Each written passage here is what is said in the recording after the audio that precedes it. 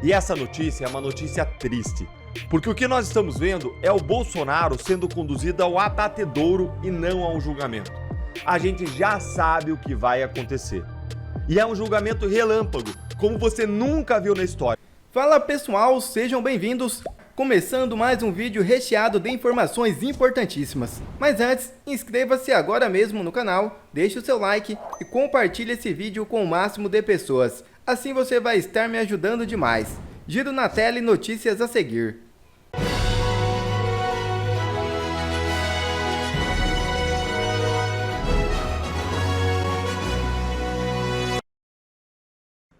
Bolsonaro critica a agilidade do STF em julgamento sobre suposto golpe. A análise do caso foi marcada para o dia 25 de março. Ex-presidente da República associou rapidez do processo ao seu desempenho nas pesquisas para 2026. Em suas redes sociais, o ex-presidente Jair Bolsonaro criticou o Supremo Tribunal Federal depois que o ministro do Cristiano Zanin agendou o julgamento que pode torná-lo réu por suposta tentativa de golpe para o dia 25 de março. Bolsonaro ironizou a rapidez do processo, associando-o ao seu desempenho nas pesquisas para 2026. Em uma publicação no X, Bolsonaro afirmou que o devido processo legal por aqui funciona na velocidade da luz. Ele mencionou que o inquérito repleto de problemas e irregularidades está sendo julgado em 13 meses, ritmo que ele considera incomum. Na quinta-feira 13, Bolsonaro afirmou que é vítima de lawfare, o uso do sistema judicial para fins políticos, com objetivos de neutralizá-lo antes das eleições de 2026.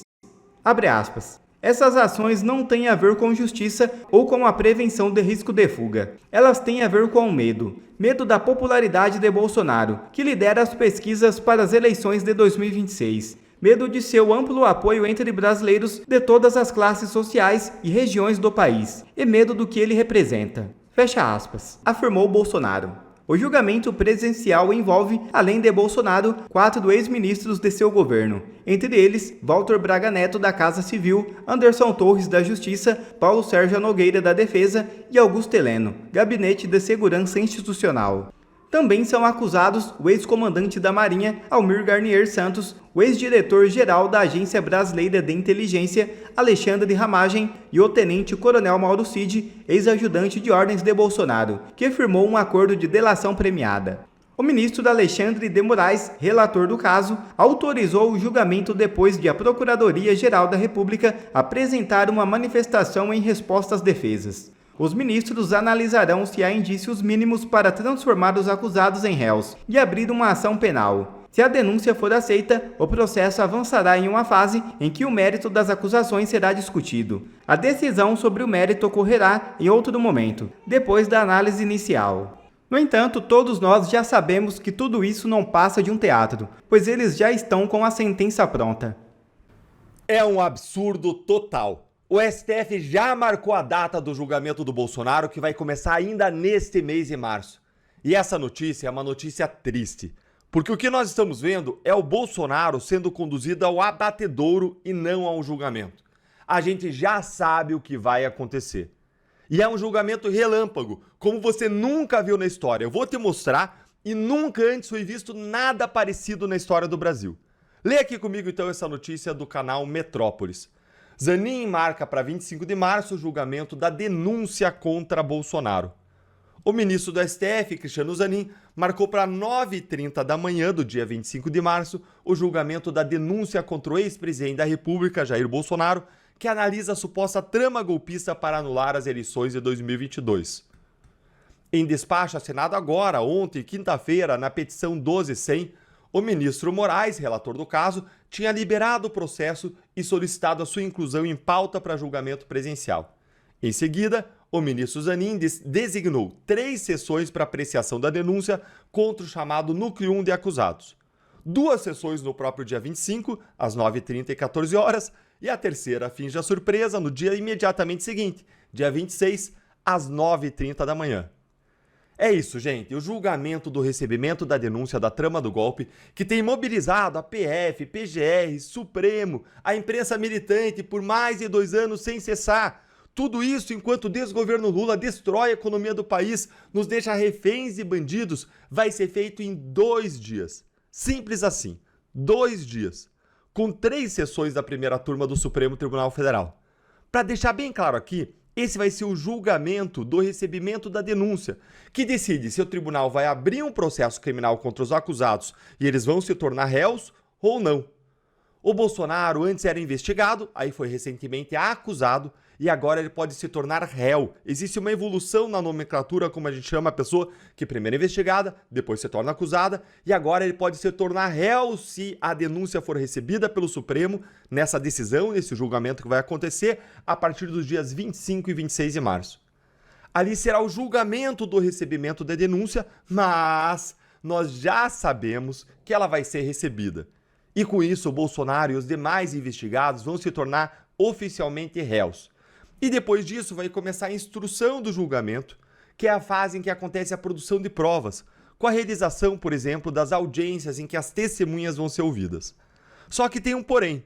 O padrão do STF não é receber denúncias criminais, especialmente denúncias tão importantes, grandes, complexas como essa, em 2 dias. Não é isso. Aliás, longe disso. Lê aqui comigo esse tweet do Vinícius Carrion, que resume tudo isso que eu estou dizendo de modo muito bem claro. Olha aqui. O STF levou 3 anos, gente, não é 3 dias, 3 anos para analisar uma denúncia da PGR contra Renan Calheiros. Já com Jair Bolsonaro, olha aí a notícia que ele deu o print, Renan Calheiros virá réu no STF por desvio de dinheiro público, notícia aqui de 1/12 de 2016 e a denúncia era de 2013. Tá aí, gente.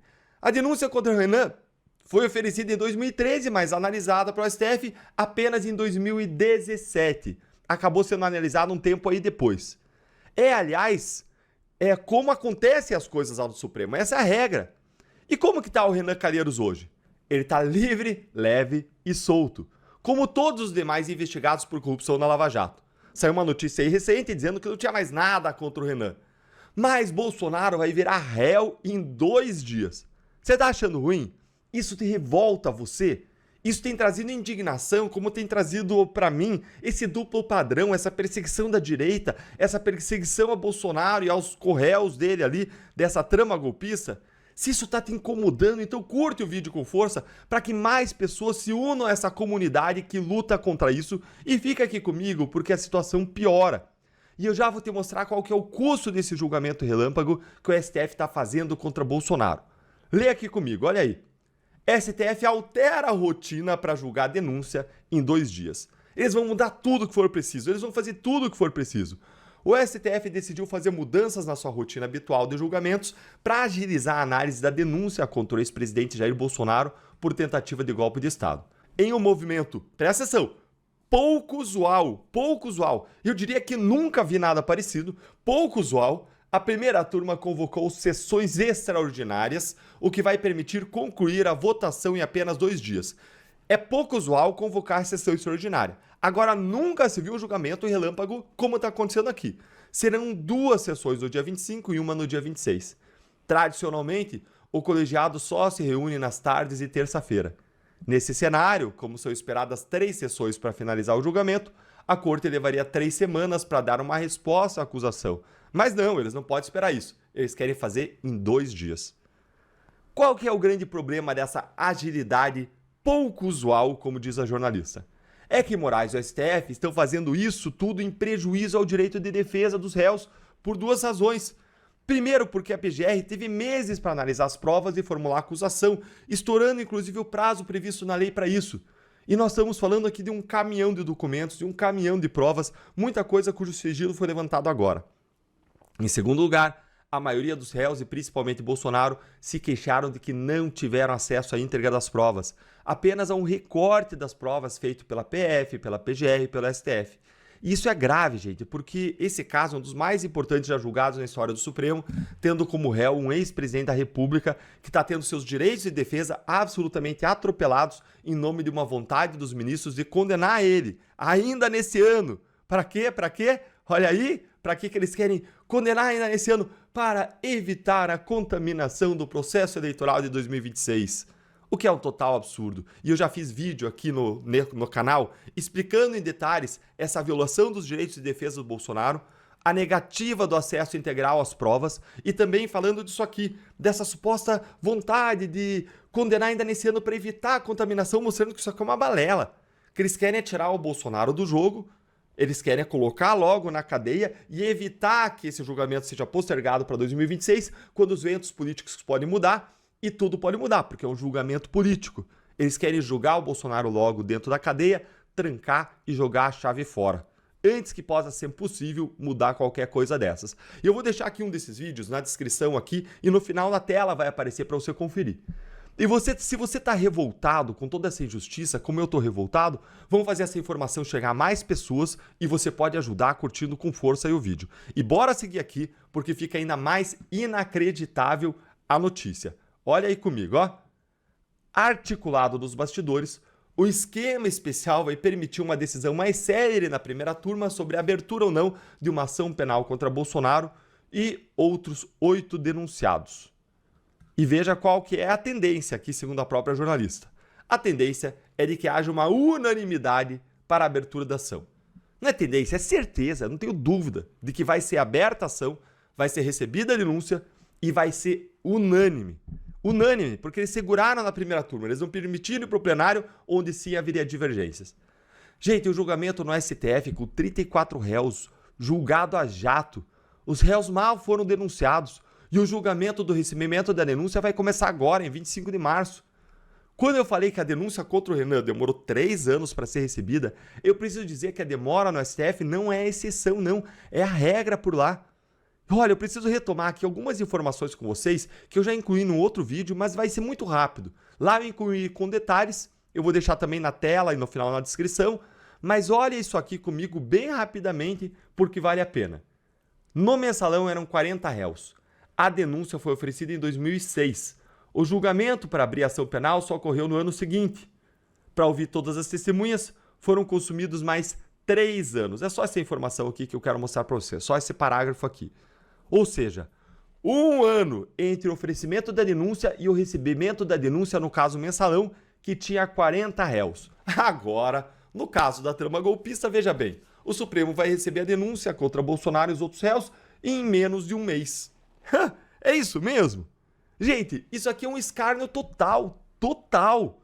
Se alguém aí ainda não acordou, estava vivendo no mundo da lua, em outro mundo, nem em outro país, em outro mundo, e achava que existia alguma sombra de isenção, tá aí, isso é escárnio. Se alguém acredita que o Supremo vai fazer isso aqui sem violar praticamente todos os direitos de defesa dos réus, é bom tomar um chá de realidade e acordar para a vida. Sabe como que o Supremo vai conseguir julgar todo mundo num tempo tão recorde assim? Simplesmente os ministros irão negar todos os pedidos feitos pelas defesas, todos. Nenhum vai ser aceito, serão todos negados, a não ser aqueles que não tomem tempo, né?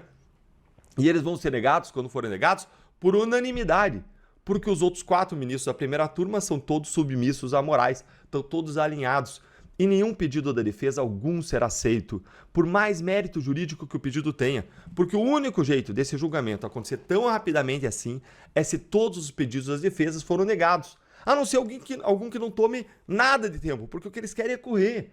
Porque se algum pedido de produção de prova mais demorado de alguma das defesas for atendido com uma perícia, como a oitiva de uma testemunha de difícil localização, isso pode arrastar o processo por meses. E já está óbvio que os ministros do Supremo não vão admitir isso. Agora me digam aí, um tribunal que nega todos os pedidos da defesa porque quer condenar todo mundo o mais rápido possível, é um tribunal constitucional ou é um tribunal de exceção? Isso é devido ao processo legal ou é indevido processo ilegal? É um julgamento ou é um teatro? Até o celular está reclamando. Vai haver aí uma variação jurídica ou vai haver uma farsa jurídica? Se até o celular quis comentar, comenta aí. Me conta aí nos comentários que eu quero ouvir a sua opinião, a sua indignação com tudo isso. Um dado muito relevante que eu percebi ontem. Nenhum instituto de pesquisa está aceitando correr o risco de ser desmoralizado vendendo um resultado para o governo. Por que eu digo isso? Normalmente o governo do PT, tanto federal quanto os estaduais, quando a rejeição está muito alta, quando o nível de desaprovação não para de subir, eles tentam sempre uma estratégia que é comprar pelo menos um instituto de pesquisa, pagar para esse instituto de pesquisa para que ele faça uma pesquisa não tão prejudicial. demonstrando assim que a rejeição não é tão grande, que a aprovação está crescendo. Nenhum instituto de pesquisa no Brasil está aceitando isso. Um exemplo é o que saiu ontem. Depois de Poder Data, depois do Datafolha e de todos os outros institutos que pesquisa que saiu, o IPEC, Atlas Intel, ontem saiu do Ipsos. Aí eu puxei o PDF aqui para dar uma olhada com mais profundidade. E a consequência, a situação desse governo é muito pior do que mostrou a imprensa ontem. A imprensa mostra apenas aquela parte do gráfico. Só que se você vai dar uma olhada na parte dos extratos, né, das categorias, é muito pior do que você imagina. Então, assim, ontem a imprensa mostrou só esses grandes números aqui, ó. 41% avaliou como ruim ou péssimo, 55% desaprova o Lula e 58% não confiam no presidente. Isso aqui é terrível, tá? Você ter quase 60% da população que não confia no presidente é desastroso. Mas aí vem o gráfico. Esse é o primeiro gráfico, né, que a imprensa mostrou ontem, a avaliação do governo Lula. Olha só como que eles estavam em março de 2023, tá? Agora já houve uma inversão completa, assim, literalmente uma inversão espelhada. Completamente, 41% desaprova o governo e apenas 27% aprova. Isso aqui, gente, eu já disse, né? Quando você tem ótimo e bom abaixo de 30%, esse presidente está inelegível. E aí você vai olhar na parte... Aqui, ó. Quais são as pessoas onde houve as maiores quedas? Sabe onde que houve a maior queda? Olha aqui. Quem declara ter votado em Lula na eleição de 2022?